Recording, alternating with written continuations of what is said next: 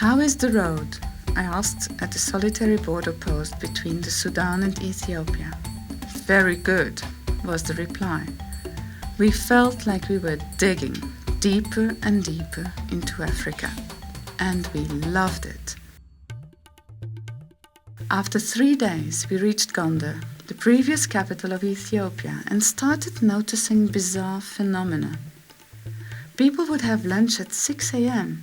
and go to bed at 4 p.m. The newspaper was dated June 1987, but we were in February 1995. Sammy, a witty 9-year-old, explained to us that the Julian calendar has 12 months of 30 days and 1 month of 5 to 6 days. For us, the first hour of the day is when you get up. Doesn't that make sense? He said. What if you don't all get up at the same time?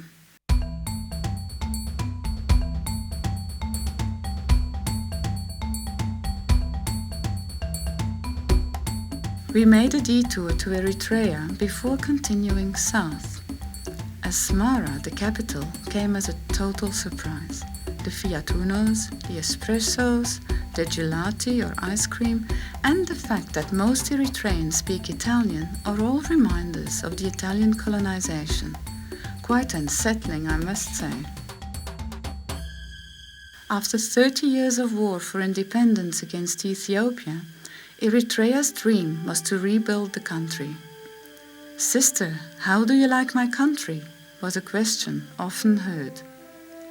Or people would interrupt a wedding and invite us to celebrate with them. It was a great honor to be hand-fed by the chief of the village, who picked the very best pieces of meat for me.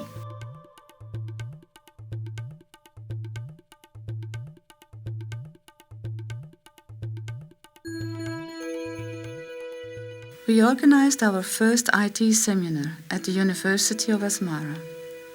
Everybody, even the government, was really keen to be part of our project. Paul would do the local internet surveys and training, whereas I organized the seminars and media coverage.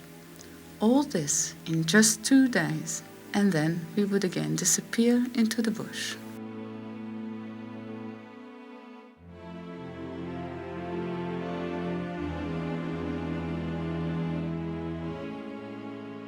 I didn't expect to feel cold so often, but Ethiopia lies on an elevated plateau between 2,000 to 3,000 meters above sea level, so the climate was often cool.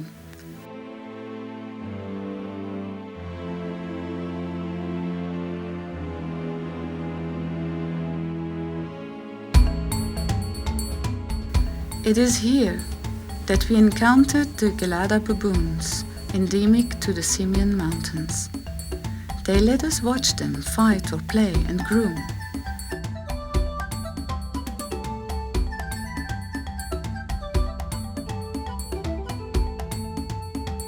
From our camp at 3,300 meters, we explored dramatic scenery that was formed 40 million years ago.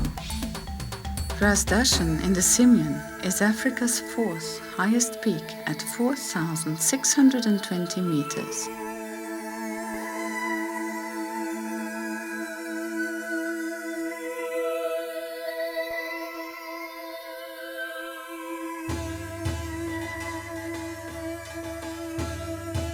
There are 83 languages in Ethiopia, but only one word was used when it came to me: you. People would shout, "You! You!" and if they could, they would also pinch me real hard or throw stones at my head. I ended up storing a bunch of stones next to me and walked around with a stick. I never thought I would throw stones at people, but I did, and more than once. At markets, the whole village would follow and surround me, treating me like a wild pig. If I stayed inside the Land Rover and Paul went to the market, nobody would follow him. They would all hang around the vehicle and try to open the doors or start shaking it.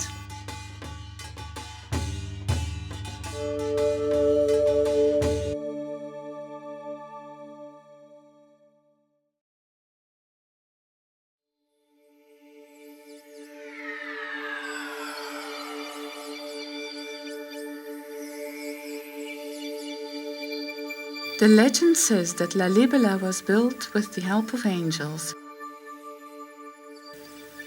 It is a complex of 11 monolithic churches, which were each hewn out of a single block of stone. Assembled in 3 groups, they were all interconnected through a network of tunnels.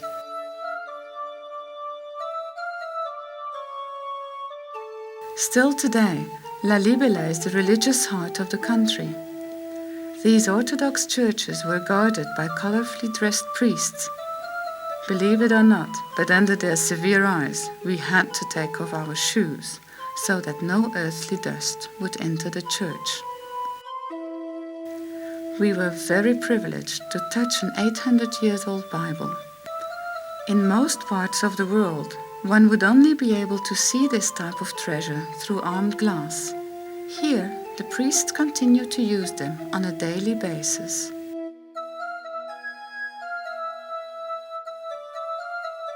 At Bet Mariam, or the House of Maria, we saw women praying to fall pregnant.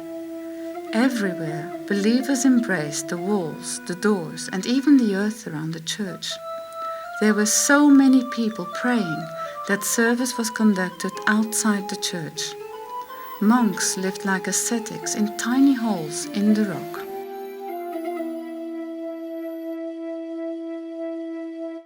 Lake Tana is the sacred source of the Blue Nile.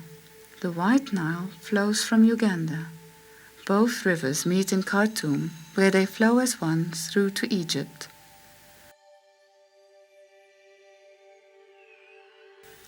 Often, we would think there was nobody around, but somehow there was always somebody that appeared out of nowhere.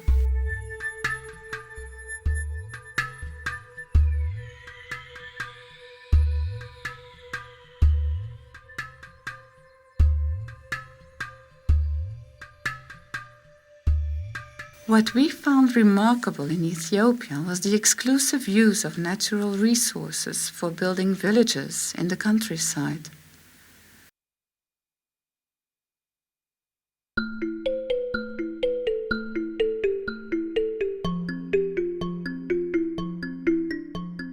By the way, of the 14 punctures we had during the whole expedition, 11 were in Ethiopia.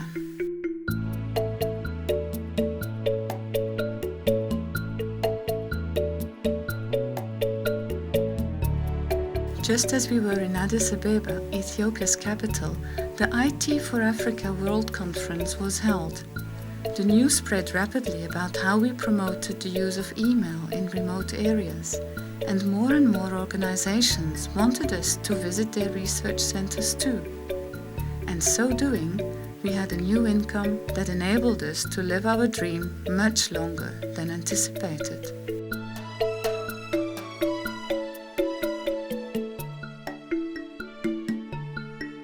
So far, we had only known the basic injera.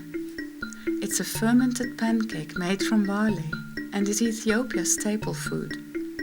99% of the population eats it just with spice.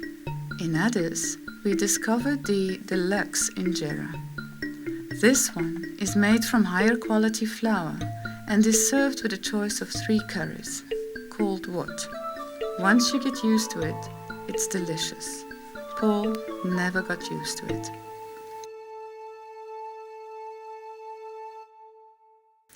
Coffee too is served in the traditional way. Here it's the china that makes the difference between basic and fancy. It's called the coffee ceremony. The cherry on the cake, however, was an outing to one of the local nightclubs.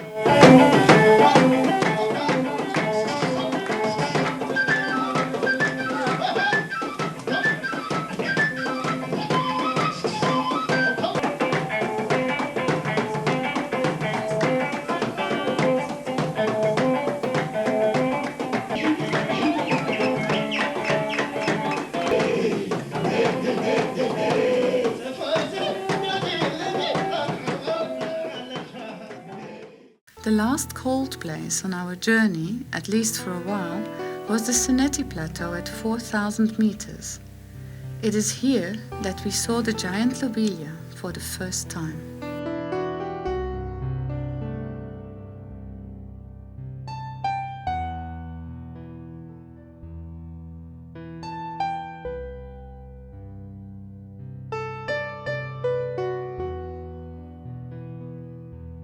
As we drove further south, we soon entered lush green scenery. From Shashemene to Arba Minch, one lake appeared after another.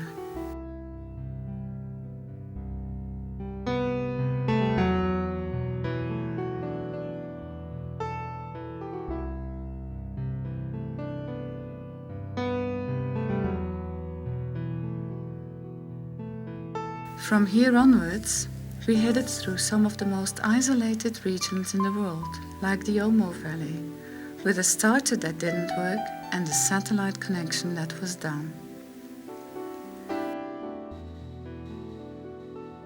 We met the Dasinish, the Karo and the Hammer tribes.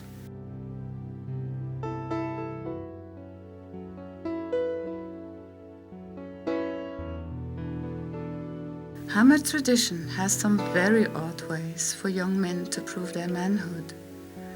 This one proudly wears a clay hairband to show his courage. He had just killed an enemy.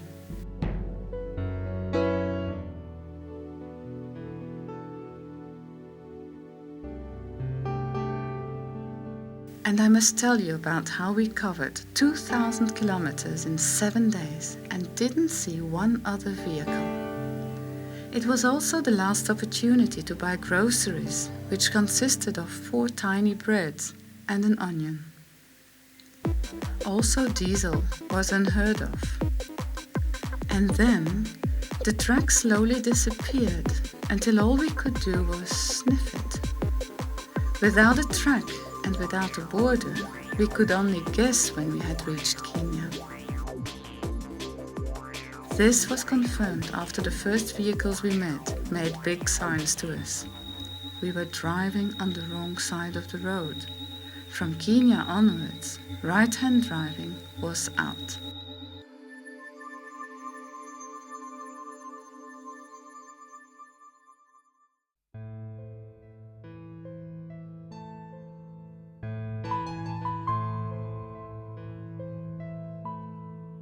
I often wished we had more space to live inside the Land Rover.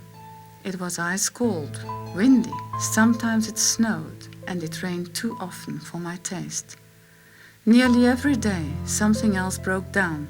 The most frequent problems were the electric circuits and the starter, and the satellite connection, and the power outcome of the solar panels, and the whatever, just name it, it was not funny.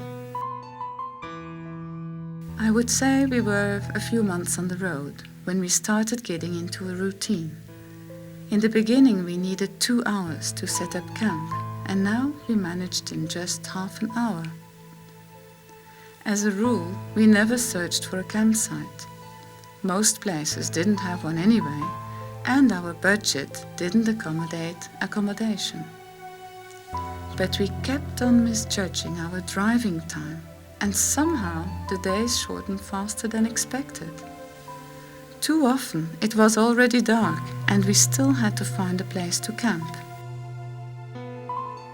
Let's have a look at how we were performing.